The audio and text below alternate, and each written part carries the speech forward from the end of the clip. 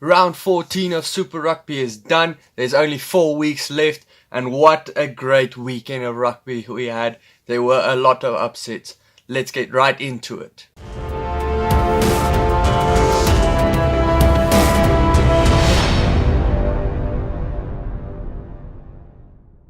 So first things first, I'm wearing my South African jersey.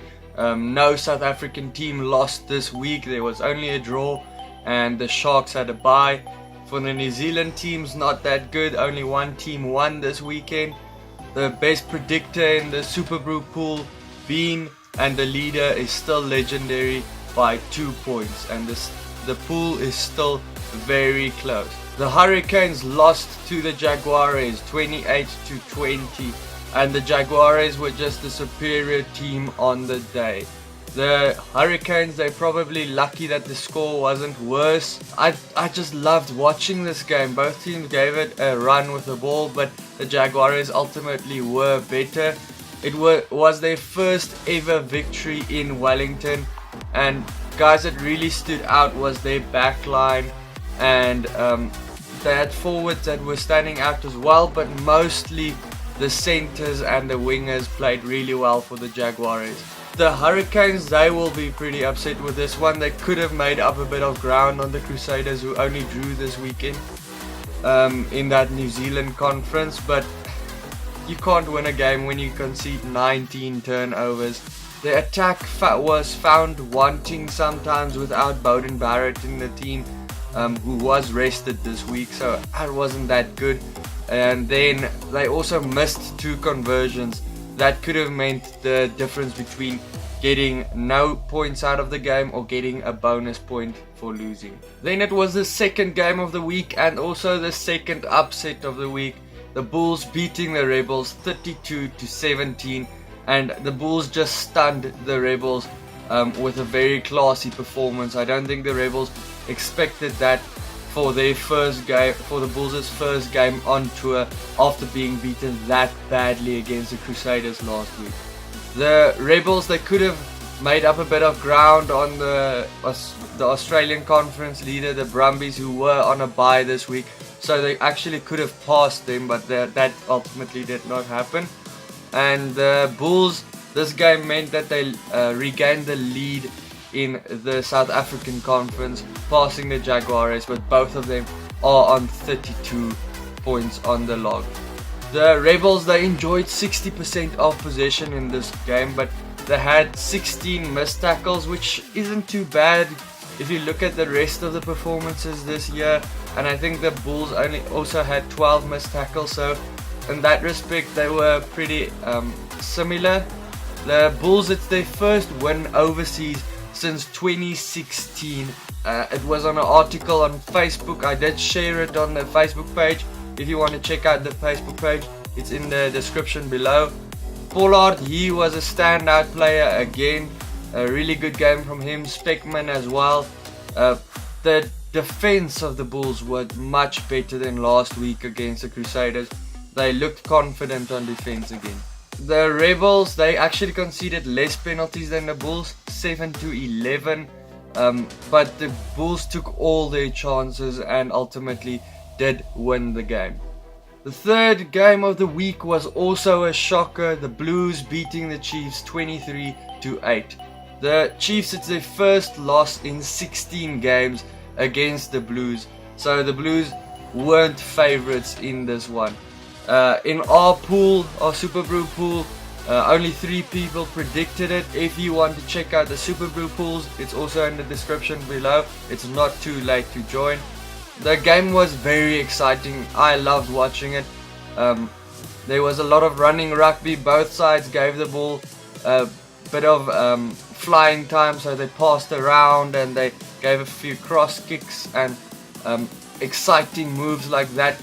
But ultimately there were a lot of handling errors, so both teams were found lacking a little bit in that respect. But it was a good game. The Chiefs, unfortunately, they only had 38% of possession. They conceded 17 turnovers, had 12 missed tackles and conceded 8 penalties, which I think was actually the mistake for them. The next games for the Chiefs is the Reds, the Crusaders and the Rebels. They're favourites in 2 of them. The Crusaders, I don't think they'll be able to beat the Crusaders in that second game they have left. So the Chiefs, their season could well be over after that loss, but hopefully they can bounce back and they can still give the big guys a little bit of a run for their money.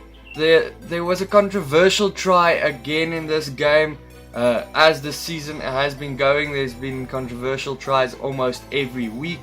The Blues prop Tuongafasi, he scored a try, but it was seen on the replays that it wasn't knock on before he scored, but the try was given. The Blues, they still need to work on their conversions after scoring tries. Plummer, he missed 3 conversions in that game, and that's just not good enough for someone that wants to beat some of the best teams in the world. Then it was the Reds going down 40-32 to the Waratahs, and this encounter was very encouraging for Australian rugby. The last few years they have been known as the few teams that aren't that exciting when it comes to running rugby, but it was a great game to watch. 10 tries together, altogether between the 2 teams. The Reds scored 6 tries. And yeah, that would really be a good sign for their squad. That would help their confidence, but they did not get any points in this game. The Waratahs were just too good in the end, and now the Reds drop underneath the Waratahs in the Australian Conference to 4th place. It was a great game for the Waratahs. For both teams, it was just blow by blow. If the one team scored, the other team immediately scored right back. Foley, he contributed 25 points in that 40 points from the Waratahs. And another guy that stood out for the Waratahs, Beale, was very good on fullback. He joined the attack a lot, and he was also on fly half a lot when they were trying to attack. It's just a shame the Reds didn't get any points. They really played well. But one of the problems there, Hegarty, he did score 2 tries the fly half, but he missed 5 conversions.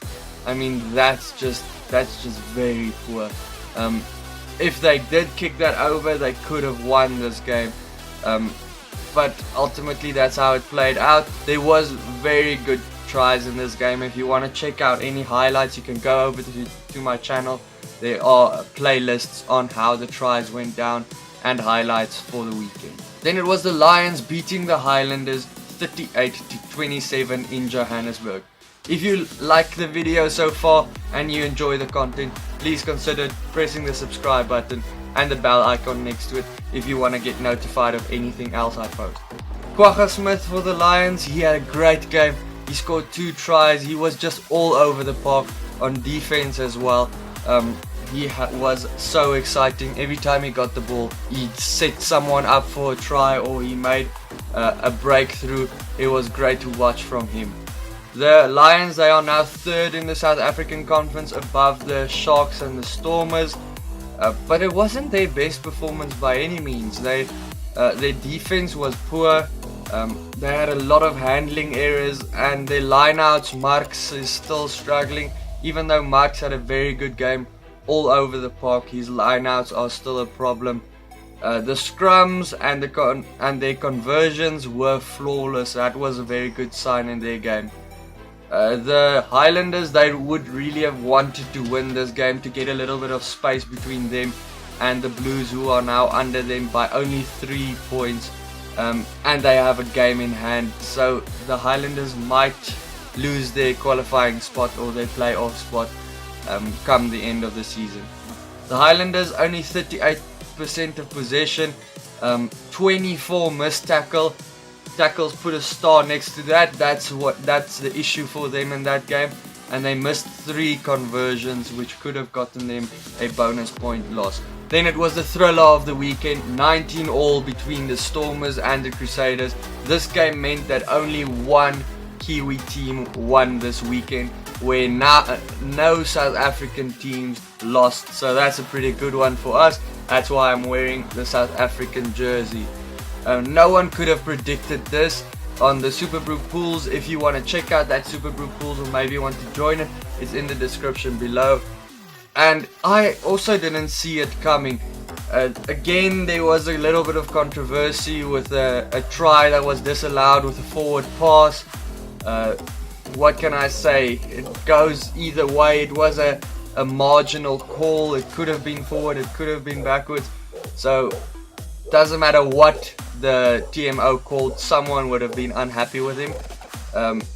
But if I had to say, I am a Stormers supporter. If you've been with the channel a while, it was a forward pass, but that's how it came out. So I'm not gonna complain about it. For the Crusaders, they would be fine with the draw. It's not gonna do a lot to their season. The Stormers, they should have went for the victory. The draw in my books doesn't really help a lot in their conference standings. They are still exactly where they were before this very good game of rugby. The Stormers, they were just all in all very good on defense. The scramble defense was great. Now and then guys like JJ Engelbrecht, he missed a lot of tackles, or he just runs past someone that gets the ball, or he tries to intercept. I wasn't very good for him. The standard of the game, it was test match quality, and there were a lot of fans on the stadium, which was great to see. I think the stadium were almost full, probably 80-90% full. The Crusaders, they had a lot of away fans in that game, and you could hear them coming out when the Stormers tried to kick the ball for penalties or conversions. You could hear the Crusaders fans booing from the Newland stands. So it was very good for the Crusaders as well to play against like the other base of fans. Kulisi, he had a great game as well. He scored a try, a very good try, running perfectly into a gap.